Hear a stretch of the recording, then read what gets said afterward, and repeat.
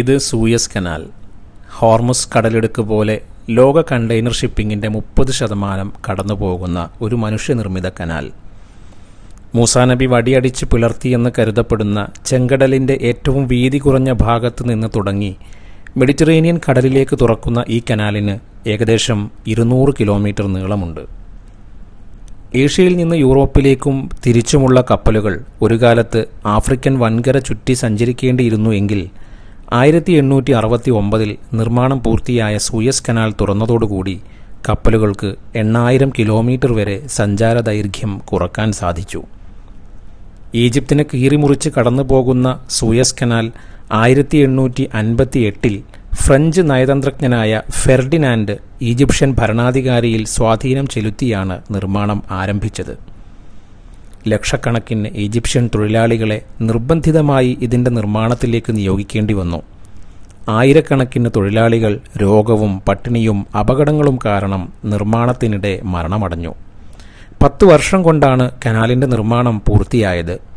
ആദ്യകാലത്ത് ഫ്രാൻസും ബ്രിട്ടനും മാറി മാറി ഈ കനാൽ നിയന്ത്രിച്ചെങ്കിലും 1956 ഈജിപ്ഷ്യൻ പ്രസിഡന്റായിരുന്ന ജമാൽ അബ്ദുൽ നാസർ ഇതിനെ ഈജിപ്തിൻ്റെതായി ദേശീയവൽക്കരിച്ചു. ഒരു ചരക്ക് കപ്പൽ കടന്നുപോകുമ്പോൾ ഏകദേശം $3 ലക്ഷം ഈജിപ്തിന് നികുതി ഇനത്തിൽ ലഭിക്കുന്നത്. പോർട്ട് തൗഫീഖ് എന്നറിയപ്പെടുന്ന സൂയസ് കനാലിൻ്റെ ചെങ്കടൽ ഭാഗത്താണ് ഞാൻ നിൽക്കുന്നത്.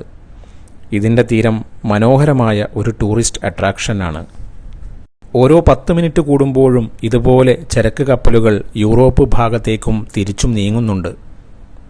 കടന്നുപോകുന്നത് എണ്ണക്കപ്പലുകളാണെങ്കിൽ നികുതി $7 ലക്ഷം വരെ ആകാം. അതുകൊണ്ട് തന്നെ ഈജിപ്തിൻ്റെ ഒരു പ്രധാന സാമ്പത്തിക സ്രോതസ് കൂടിയാണ് സൂയസ് കനാൽ. ഹോർമുസ് കടലിടുക്കിലെ പ്രതിസന്ധി കാരണം ലോകം ഇന്നനുഭവിക്കുന്ന ബുദ്ധിമുട്ടുകൾ നമുക്ക് മുമ്പിലുണ്ട്. ജമാൽ അബ്ദുൽ നാസർ സൂയസ് കനാലിനെ ദേശീയവൽക്കരിച്ചതോടെ ബ്രിട്ടനും ഫ്രാൻസും ഇസ്രയേലും ചേർന്ന് 1956 ഈജിപ്തിനെ ആക്രമിച്ചു. ഇത് സൂയസ് ക്രൈസിസ് എന്നറിയപ്പെടുന്നു. എന്നാൽ അമേരിക്കയുടെയും സോവിയറ്റ് യൂണിയന്റെയും ശക്തമായ സമ്മർദ്ദത്തിൽ ആക്രമണം നിർത്തേണ്ടി വന്നു.